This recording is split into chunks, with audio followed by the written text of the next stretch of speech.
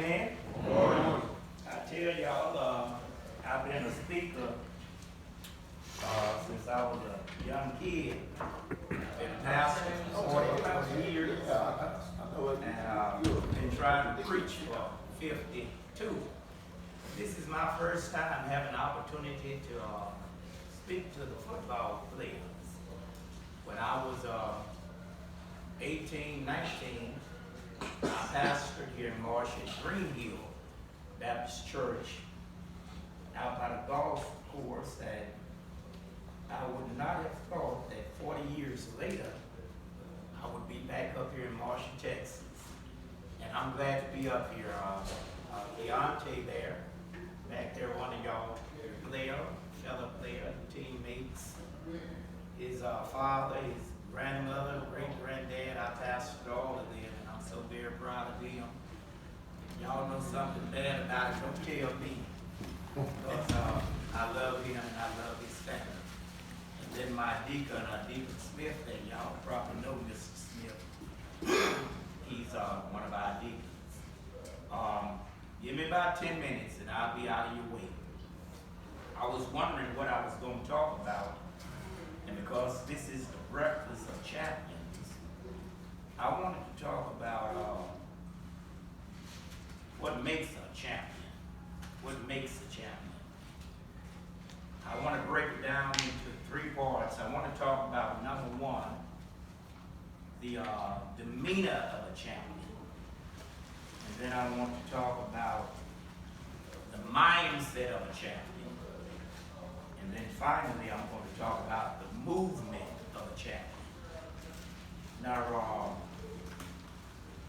let's look at the meaning of a champion. What makes you a champion? The ABCs are your attitude, that's number 1. Having balance, number 2. Character, that's your number 1 quality. Character. You can have all the talent in the world. Your gift will get you in a place, but your character will get you out. I'm quite sure some of you all heard of Morris Claiborne. Morris football player, Morris Claiborne. I baptized Morris Claiborne. I pastored him for 25 years in Shreveport. And he went on to Dallas Cowboys, and he hurt himself with his whole family. I pastored them. But character is everything. Character is not what people see in public. That's your reputation. But your character is what you do when nobody's looking. The way you conduct yourself, the way you carry yourself, take pride in yourself, and remember that what you do today will have consequences on tomorrow. Now, if you don't remember nothing else I said, remember this here. When you were born, you looked like your family, your mother, your father. But when you die, you're going to look like your decisions. I'm going to say that again. When you were born, you look like your family. But when you die, you're going to look like the decisions that you made. So you want to make sure you make wise decisions. That's the meaning of a champion and the making of a champion. But let's look at the demeanor of a champion. Do you not know that football represents your life? How so? There are 4 quarters in a football game. And in your life, whether you know it or not, you have 4 quarters. From age 1 to 21, that's your first quarter. 22 to 34, that's your second quarter. At age 35, you're at halftime. I know you got some mothers and people, granddaddies and fathers who said, man, I'm 60, I'm middle-aged. No, they're not. 35 is halftime. 36 to 52, that's your third quarter. 53 to age 70, that's your fourth quarter. And whenever you're over 70 years old, you're in overtime. Bible tells us God has given us 70 years. And whenever you are in over 70, you're in overtime. So if you got a grandmother, granddad, when you see them this evening, ask them their age. And if they're over 70, hug them and tell them, Mama, Papa, you're in overtime. And you know you can drop the ball in the first quarter, the second quarter, you can make a mistake. But if God lets you get in the fourth quarter or in overtime, it's some mistakes. You ought not be dropping the ball. You ought not be fumbling in overtime. So now remember that. All right, now you're in the first quarter of your life. Move into the second quarter, halftime. And the decisions you make now will have consequences later on. I told you about the meaning of a champion, the making of a champion. And I just told you about the demeanor of a champion. But now I want to talk about the movements of a champion. And I'll be through, because I know y'all got things to do. The movement of a champion. The way we move as a champion, the Bible says, trust in the Lord with all thy heart, and he will direct your path. Now, how do we move as a champion? Can I get you to assist me? One of y'all, which one of y'all will assist me? Coach Smith. All right, come on, Coach Smith. Come on, help me if you will. Now, I want you to put this over your face. Don't, either way, just make sure you don't peek. I'm going to trust you not to cheat. Now watch this. You Coach Smith, right? Yes, sir. All right, now Coach Smith, y'all watch Coach Smith. Coach Smith, if you will, turn toward me. Turn toward me. Take 3 steps toward me, Coach Smith. 1, 2, 3. When God called you, you can't see God. You can only hear him. And we're supposed to walk by faith and not by sight. And as we, as champions, walk and move through this world, although we can't see things, we got to listen to the voice. Now, Coach Smith, what I want you to do now, I want you to take 2 steps to the left. 1, 2. Now come forward 3 steps. Because we listen to that voice. If he had not listened to me, he would have got tripped. He would have got trapped. And if we listen to the voice of God, if we listen to our conscience, if we listen to that inner voice, we can avoid tripping over stuff and getting ourselves trapped in stuff. All right, Coach Smith, walk 3 steps forward, if you will. Make sure you can't see. I'm trusting you. 2 more steps, if you will. All right, now, Coach Smith, you got to trust me because you can't see. I want you to sit down, Coach Smith. Trust me. Go on, sit down. Look at that. You're not peeking, are you?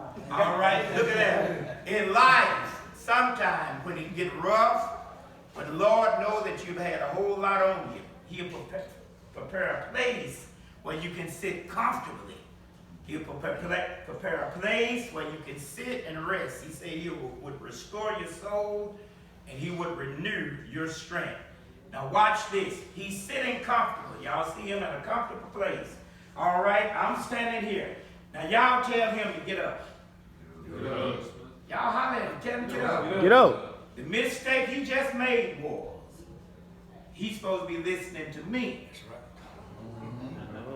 And the mistake that we make, we're supposed to be listening to the voice of God. And a lot of times, sit back down, Coach Smith, a lot of times God have us in comfortable spots. And other voices start calling us. You have voices calling you from girlfriends and your homeboys. And you get voices calling you on the internet and from Facebook. Peer pressure, man, try this, smoke that, drink that. Oh, man, we can do that. Ain't nobody going to know about it. You have all these voices calling you. Now, what I want y'all to do, y'all start calling his name. Start telling him to do stuff. Tell him to get up. Tell him to go outside. Y'all talk to him. Tell him to go get something to drink. Tell him to go get something to smoke. If he would listen to those voices, he's going to get out of the wilderness and he's going to make a terrible mistake. Now watch this here. Coach Smith, they all calling you. And you hear a lot of voices calling you. Now this is my voice calling you. Stand up, Coach Smith. Walk forward, Coach Smith. 5 steps. Come on, 1. Right there, right there. Come on, Coach Smith. Come on. Come on. All right, turn around, Coach Smith. Sit down, Coach Smith. Sit down. You trust me. There it is. You can take the photo off. What I'm trying to tell you, if he had not listened to my voice, he would have still been right there. Right now, you starting out right there. And as a champion, you on your way somewhere. You're going to have obstacles. You're going to have things trying to block you. You're going to have things trying to trap you up. You're going to have people who smile in your face. It don't mean you're no good. They're going to come at you like they're your friends. Let me tell you something. When God get ready to bless you, he separates folk from you. But when the devil get ready to trick you, he'll send people to you. Did you hear what I just said? When God get ready to bless you, he'll remove folk from you. Amen. But when the devil get ready to trick you, he'll send people to you. And so what you got to do, you need to watch who start coming into your life, and you need to watch who God start removing from your life.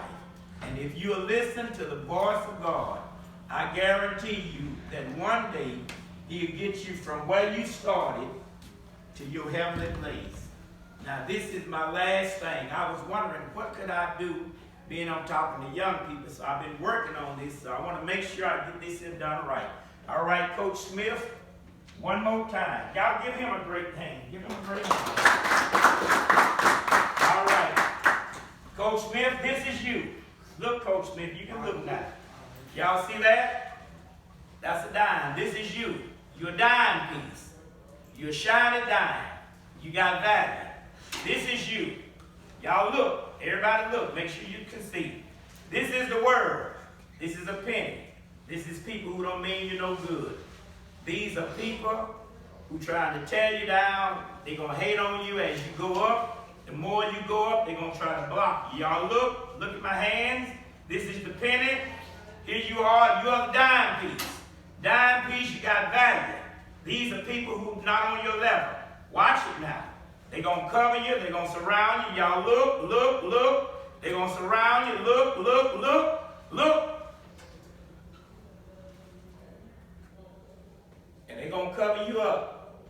And that dime disappears and becomes 1 penny. And that's what happens in life. Got your attention, huh? In life, you are the dime piece. Listen, you are the dime piece. And the world going to try to cover you up with people who act like they're your friend. They're going to talk all that yang in your ear. And they're going to think they have you. But what the good thing is, because you are a champion, they're going to be looking for you right here.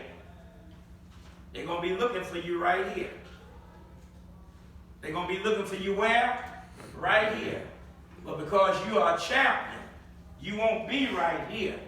In a few years, God going to have you in another location. I'm waiting on somebody to say where the location is. Where do you want the location to be? Just point where y'all want it to be. Point it. Point to areas. Just point. Point. You point. Okay. Have you got it? You come in. Make sure I ain't touch nothing. Come in. Uh-huh. Put your hands like this. Put your hands on that. Now flip that over. Flip it over. Pick it up. We'll be looking for you in one place. And while they're looking for you in one place, hold it up, you will be in another place. God got a whole lot for you, Marshall. Right now, they see you here in Marshall. They see you in Marshall, Texas. But the future is wide open for you. In 5 years, in 10 years, it don't matter where you started out. It's where you're on your way to. And God is able, don't you worry about the pennies. Matter of fact, I'm a preacher now. Touch somebody and tell them, don't worry about the pennies. Don't worry about the pennies. Y'all together, tell them, don't worry about the pennies. Don't worry about the pennies. Touch and tell them, don't worry about the pennies.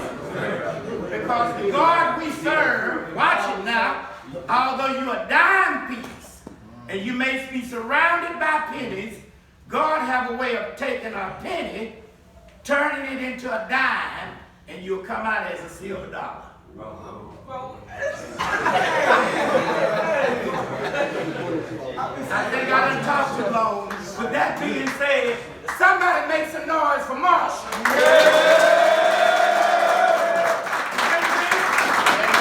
Somebody make some noise for the coach.